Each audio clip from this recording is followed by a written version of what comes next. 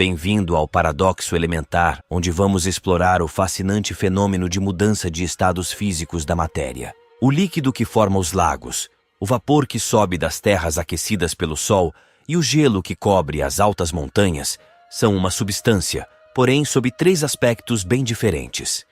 Esta substância é a água, nos três estados físicos em que a matéria pode se apresentar: líquido, gasoso ou sólido. A maior parte das substâncias existentes na natureza é formada por moléculas compostas de átomos diferentes. E todas as substâncias conhecidas estão normalmente em um desses estados. Recentemente, um quarto estado foi considerado: o plasma. Nele, porém, a matéria não constitui propriamente uma substância. Não existem moléculas inteiras, mas átomos incompletos. Sem perda de generalidade, o estudo sobre as mudanças de estado pode considerar inicialmente o fenômeno observado em substâncias formadas de uma só espécie de átomo, por exemplo, ouro, alumínio, ferro, ao invés de considerar também as substâncias compostas por átomos de espécies diferentes, por exemplo, água, cloreto de sódio, ácido sulfúrico. O fenômeno ocorre de maneira análoga em ambos os casos, e a simplificação conseguida permitirá compreender mais facilmente o que se entende por mudanças de estado, fenômenos que decorrem da estrutura atômica da matéria. Antes de prosseguirmos, vamos entender brevemente como é a estrutura de um átomo. E se você quiser conferir, temos um vídeo aqui no canal onde abordamos a estrutura do átomo com muito mais detalhes. Cada átomo é composto de um núcleo central pesado, contendo cargas elétricas positivas, e de um certo número de partículas mais leves, carregadas negativamente, girando ao redor do núcleo atômico. Temos aqui representado o átomo mais simples de todos, o hidrogênio. Seu núcleo contém somente uma carga positiva, o próton, em torno da qual gira uma carga negativa, o elétron. No espaço pode-se imaginar, embora a estrutura não seja facilmente reprodutível, que este átomo é composto de uma pequena esfera central, o próton, circundada por uma superfície esférica sobre a qual o elétron se move continuamente. Agora temos ilustrado o núcleo e o elétron de um átomo de hidrogênio.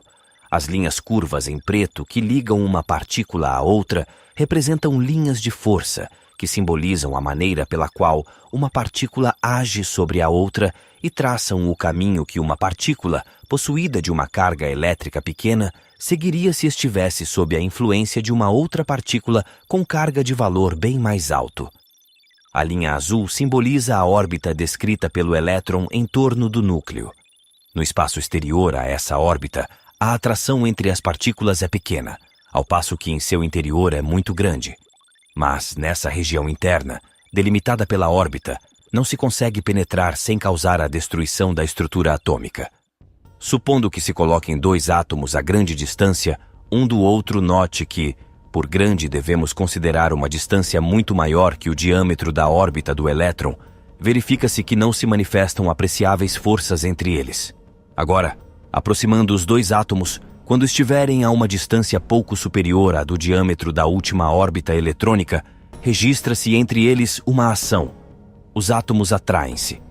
Finalmente, se os átomos se aproximassem ainda mais, a ponto de achatá-los, os elétrons teriam de ser desviados, girando em órbitas nem circulares nem elípticas, mas achatadas.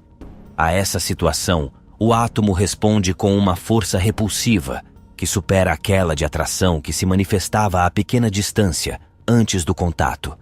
Agora vamos analisar o processo de aquecimento de uma substância. Imaginemos que temos à nossa disposição um líquido, que em seguida o fechamos em um recipiente. À direita temos as esferas azuis que representam os átomos do líquido, e à esquerda os átomos constituintes das paredes do recipiente, que são as esferas douradas. Consideremos também que o recipiente está quente, e o líquido nele contido está frio. Os átomos do recipiente vibram em torno de uma posição de equilíbrio, chocando-se uns contra os outros. Por isso, em média, cada um deles possui a mesma energia que os demais.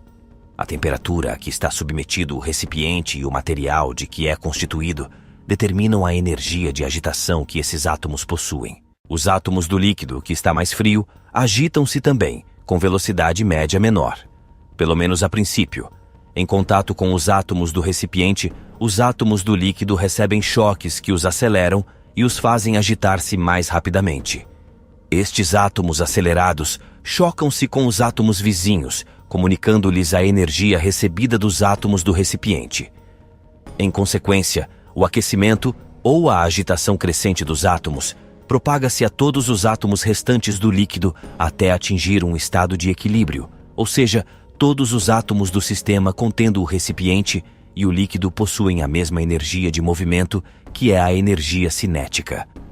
Como foi visto, entregando energia neste caso, sob a forma de calor a um corpo, seus átomos passam a se mover com maior velocidade. Assim, em escala atômica, pois aquecer é sinônimo de acelerar. Fusão, evaporação e ebulição. 3 pontos que nos mostram com exatidão em qual estado físico que a matéria pode ser encontrada. Primeiro estado, o estado sólido.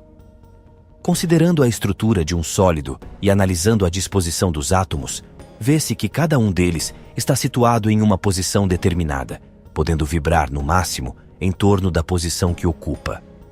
Estão próximos e não se afastam porque estão sob a ação de forças atrativas que se fazem sentir entre eles.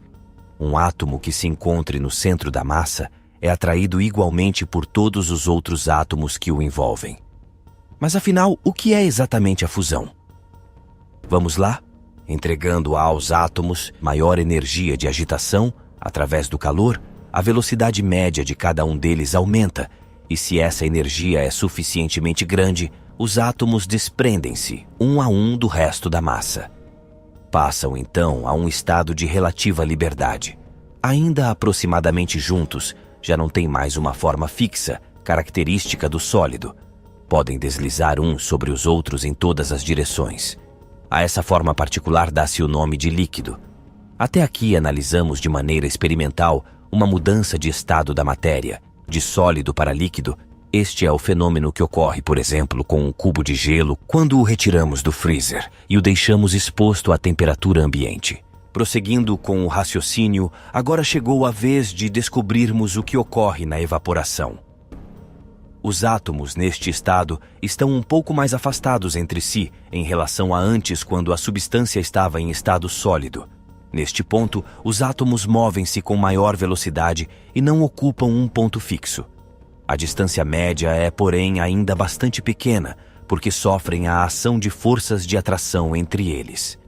Por esse motivo, mesmo que os líquidos não possuam forma própria, têm um volume total constante. Os átomos mudam de lugar, mas não conseguem afastar-se indefinidamente uns dos outros, por estarem retidos pelas forças atrativas. Os átomos próximos à superfície são, portanto, também retidos por forças que os atraem em direção ao interior da massa líquida. Entretanto, alguns átomos da superfície do líquido possuem energia de agitação maior que a média. Por este motivo, podem libertar-se completamente, escapando para fora. A esse processo dá-se o nome de evaporação. Prosseguindo, chegamos ao ponto da ebulição da substância. Continuando a fornecer energia térmica aos átomos, a agitação cresce progressivamente e, num dado momento, todos conseguem libertar-se completamente dos demais, vencendo as forças de atração que os mantinham ainda juntos. Nesse instante, as forças de atração são menores que as forças de repulsão, e a tendência é que cada átomo se distancie o mais possível dos demais. Por isso, o volume de um gás não é constante, como acontece com uma substância em estado sólido ou líquido, e este volume só é determinado pelas paredes do vaso que o contém. No fenômeno inverso, isto é, ao retirar-se energia de um gás, por exemplo, reduzindo a temperatura, seus átomos perdem progressivamente velocidade e, consequentemente, cada átomo tende a se aproximar dos outros. Nestas condições, a força de atração torna-se maior que a força de repulsão, ocorrendo a condensação. O gás muda de estado, passando a líquido. Continuando a retirar energia, as forças de atração se fazem ainda maiores e o líquido então se solidifica. Este não é o caminho único. Há casos em que o gás passa diretamente para o estado sólido e, inversamente, o sólido passa diretamente a gasoso, e este fenômeno recebe o nome especial de sublimação. Fica claro agora entendermos os 3 estados da matéria e a transição, ou seja, a passagem de um estado para o outro. Mas isto não é tudo. Vamos nos aprofundar em mais conhecimentos sobre o estado da matéria. As temperaturas nas quais se dão as transições, passagem de um sólido a líquido, de líquido a gás, de gás a líquido, dependem das velocidades que os átomos devem atingir para que se desfaçam das estruturas que formavam ou, ao contrário, se unirem para formar estas estruturas moleculares. Dependem, portanto, da massa dos próprios átomos e das forças que exercem entre si. Estes são os fatores determinantes da intensidade das ligações e, consequentemente, da capacidade dos átomos de ficarem ligados de maneiras diferentes nos gases, nos líquidos e nos sólidos. Assim, cada substância depende de uma determinada quantidade de energia sob a forma de calor para que suas moléculas possam se libertar das forças que as controlam. Portanto, dependendo da natureza da substância de acordo com a temperatura em que a substância for submetida, fará com que esta mude de estado. São temperaturas bem definidas para o caso de substâncias puras. Por exemplo, a temperatura de passagem do estado sólido para o líquido é chamada ponto de fusão. É 0 graus Celsius para a água, menos 38,9 graus Celsius para o mercúrio e 1452 graus Celsius para o níquel. Já a temperatura em que a substância passa do estado líquido ao gasoso é o seu ponto de ebulição. Por se tratar de um assunto um tanto extenso, vamos agora ver os 3 estados da matéria, mas com uma perspectiva diferente, mais direta para que não restem dúvidas. Começando pelo estado sólido. Os átomos estão dispostos de maneira regular, em posições determinadas, em torno das quais vibram sem se distanciarem muito. É possível imaginar os átomos de um sólido como pequenas esferas ligadas entre si em um recipiente. A fusão pode ser descrita como sendo o rompimento das ligações que unem as esferas, libertando-as para se moverem no recipiente. Estado líquido.